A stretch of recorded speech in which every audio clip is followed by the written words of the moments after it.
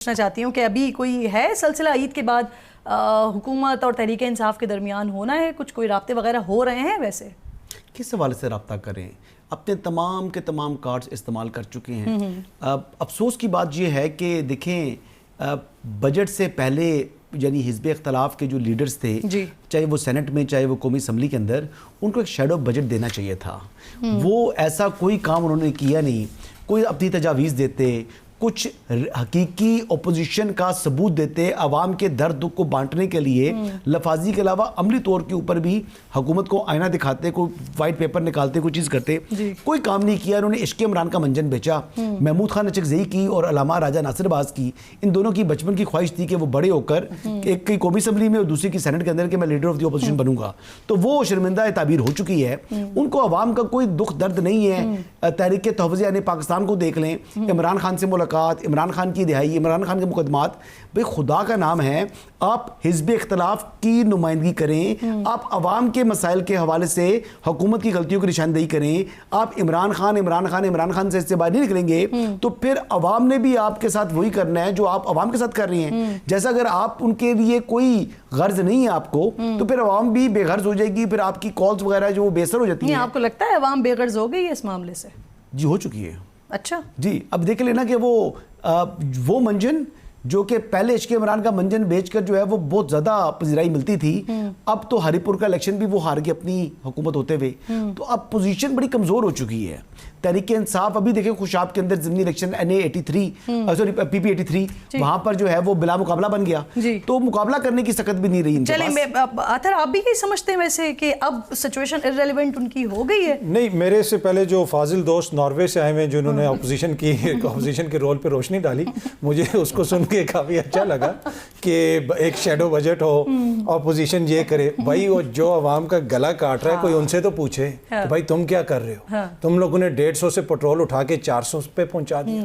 अवाम की आज जो रियल टर्म्स में इनकम है वो कम हो चुकी है। हिज़्ब इख्तिलाफ का काम होता है वैसे। नहीं, ये तो ठीक है, हिज़्ब इख्तिलाफ ने तो पॉइंट आउट करना है। मेरी बात को सेकंड कर रही है, लेकिन मुझे नॉर्वे का करा चलिए बात तो मुकम्मल कर रहे हैं। अच्छी लग रही है बात, अच्छी लग रही है। जो कर रहे हैं, ठीक है, एक बंदा जो कर रहा है, जो जिस हुकूमत की जिम्मेदारी है, ऑब्वियसली अपोजिशन ने तो उसको करना है, अपोजिशन ने उसको हाईलाइट भी करना, उस पर बात करना उनका फर्ज है। लेकिन जिस असेंबली के अंदर 6 महीने अपोजिशन लीडर का नोटिफिकेशन ही ना हो, उस अपोजिशन लीडर से आप शेडो बजट मांग रहे हैं। तो मैंने जिस तरह अर्ज किया कि नॉर्वे का जो मॉडल है वो सिर्फ अपोजिशन पे ना डाले ना, फिर हुकूमत से भी पूछे ना कि भाई आप क्या कर रहे हैं, आपका रवैया कैसा है, क्या ये मुनासिब है। अभी इन्होंने खुशाब की बात की कि जी वहां पे बिला मुकाबला बन गया, वहां पे 4 दफा जो बंदा इलेक्शन लड़ चुका उसके कागजात नामजदगी मुस्तरद हो गए, ठीक है, फिर पीटीआई ने बाइकआउट कर दिया। तो मसला ये कि आपको पॉलिटिकल स्पेस नजर कितनी आती है। यहाँ पे बहुत सारे दोस्त टीवी पे बैठ के कहते हैं जी खैबर पख्तूनख्वा के वज़ीर-ए-आला आ रहे थे और देखो भाई उसको SHO ने रोक लिया। ये कोई फखरिया बात नहीं है, ये कोई ऑप्टिक्स है कि आपका एक अवामी नुमाइंदा आ रहा है, एक चीफ एग्जीक्यूटिव आ रहा है और उसको जो है आप बल्कि अभी तो गिलगित पे इलेक्शन होने जा रहे हैं 7 जून को, वहां पे भी निशान ही ले। तो अगर ये किस्सा खत्म हो गया है और कहीं पे नहीं है पीटीआई, तो फिर कम से कम कुछ और नहीं, उसके लिए जो बहुत अच्छी बात करते हैं ना, जो जिनकी चीफ एग्जीक्यूटिव की बात कर रहे हैं, वो शेर भी उन्होंने पढ़ा है, लपटना पलटना पलटना झपटना। ये कौन सा अल्लामा इकबाल का शेर है? सुना आपने उनका? नहीं, ये वाला नहीं, लपटना पलटना कहाँ से स्टार्ट होता है? अच्छा, पलटना झपटना, लपटना पलटना, ये उसका लेवल है। एक मिनट, ये उसका लेवल है।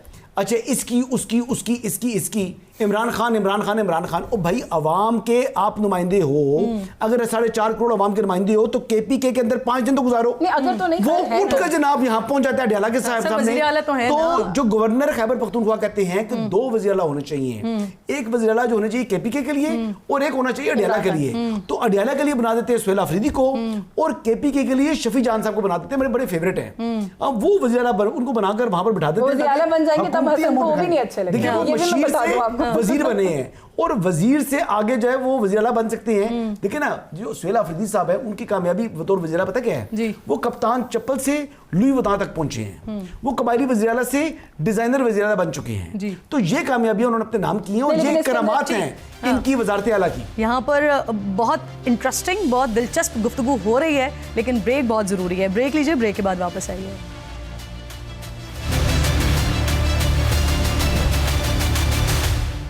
एक बार फिर आपको खुशामदीद कहते हैं। मुझे ये बता दें कि खान साहब के हवाले से है कोई 1000 से ज़्यादा दिन गुजार चुके हैं वो जेल में, है कोई शुनीद बड़ी ईद के बाद कोई खबर मिलने के हवाले से?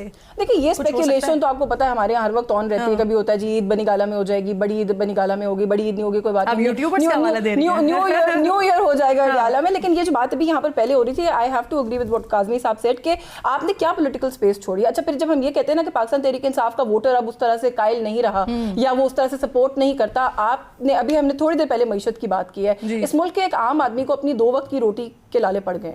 सो आई डोंट थिंक कि उनके पास इस वक्त पॉलिटिक्स के लिए वक्त भी है, टू बी ऑनेस्ट। वो क्या सोचता है, वो क्या नहीं सोचता, वो हम यहाँ पे बैठ के कयास रहा हमें नहीं करनी चाहिए। अच्छा फिर जो चीफ मिनिस्टर की बात है, क्या मीडिया ऑप्टिक्स है कि हमारे एक सूबे का चीफ एग्जीक्यूटिव है, वो जब भी अपने सूबे से बाहर निकलता है विफाक में आने के लिए या किसी और सूबे में जाने के लिए, तो जो कुछ होता है वो आपके सामने, क्या उनको वीजा रिक्वायर्ड है, उनको कोई पासपोर्ट बना के रखना चाहिए कि उन्होंने अगर केपीके से निकलना है तो वो वीजा स्टैम्प करवाएंगे पंजाब से या वो वीजा स्टैम्प करवाएंगे विफाक से।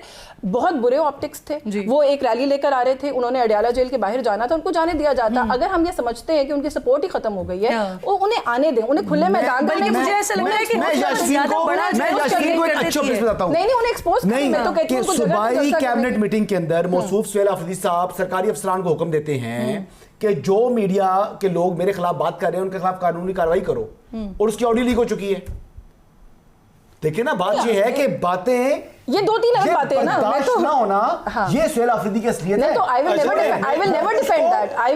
अपने हकूक पता है, मैं उस बात को कभी डिफेंड नहीं करूंगी। जिसका जोर चलता है मैडम, कहने का मकसद ये है लोग चलाते हैं, नहीं तो इस वजह से उनको रोक देना चाहिए। जहां जोर चले वो चलाते हैं, उसका जोर साथियों पर चलता है, जहां उसका जोर चलता है वो चलाता है। अतर की बात भी तो सुनिए। मैं ईद का मौका है, देखें मसला ये है कि जिस तरह इन्होंने कहा कि 2 वज़ीर आला होने चाहिए, फिर दूसरे सूबों में भी जो वीडियोस बनाने के लिए, तस्वीरें खींचने के लिए एक और वज़ीर हो जाए, गैर मुल्की दौरों के लिए एक और हो जाए, मुल्क के अंदर देखने वाला और हो जाए। दूसरी बात यह है कि सुहेल अफरीदी वो इस वक्त पाकिस्तान का वाहिद वज़ीर आला है जिसका सबसे ज्यादा एक्सेस है। यूट्यूबर्स भी उसके पास जाते हैं, हर सहाफ़ी को उसने बुलाया, हर सहाफ़ी को। क्या इमरान खान साहब के सामने एंकर्स लाइन लगा के बैठते थे और कहते थे भाई गिरबान किसका पकड़ना है। आज शहबाज शरीफ साहब के सामने कोई हसन साहब या कोई बंदा जाके उनका इंटरव्यू कर सकता है, आप एक्सेस ही नहीं। बीट रिपोर्टर्स भी वज़ीर आज़म से क्वेश्चन कर लेते थे। तो मेरे ख्याल में सुहेल अफरीदी भी हुक्मरान शराफिया से, अगर वो कुछ गलत कर रहे हैं, उन पर कोई तनकीद कर रहे हैं तो बनती है अगर वो गलत करते हैं, पर कम अज कम कोई एक्सेस तो दें, कोई अपने आप को जवाब दे तो करें। इस वक्त तो लगता ही है कि जो मौजूदा हुक्मरान है, ऑल्दो जमहूरी जमातें, लेकिन क्या आपको लगता है कि ये उतने एक्सेसिबल हैं या उतने जवाबदेह हैं? बिल्कुल ठीक। थोड़ा सा ये चीज भी हमें ज़हन में रखनी चाहिए, मीडिया के लिए तो कभी भी इस मुल्क की कोई भी सियासी जमात आइडियल हुक्मरान नहीं रही है, और अपने अपने एक्सपीरियंसेस होंगे सबके, किसी दौर में किसी का अच्छा होगा, किसी दौर में किसी का बुरा होगा। हाँ, हम कंपैरिजन में कह सकते हैं कि वो दौर थोड़ा सा बेहतर था, ये दौर जो है वो उतना बेहतर नहीं है, but having said that media के लिए तो कभी भी बहुत कंड्यूसिव एनवायरनमेंट था। जब सुहेल अफरीदी साहब ने चार्ट संभाला था, जब उन्होंने आगाज किया था, तो उस वक्त उनको एक क्रेडिट देना चाहिए कि उन्होंने सहाफियों को बिठाया भी था सामने और उनसे सख्त सवालात लिए भी थे। लेकिन अब जब वक्त गुजरता हुआ किया उस दिन मैं मान जाऊंगा, वो आता ही नहीं मेरे साथ। शफी जान आता है ना, सुहेल अफरीदी आता है, क्वेश्चन आंसर में आ जाए ना। चले, हमें मौका मिला तो हम पैगाम पहुंचाने की कोशिश करते हैं। शफी जान साहब आते हैं कभी हमारे प्रोग्राम में, हमसे गुजारिश करेंगे। बिल्कुल।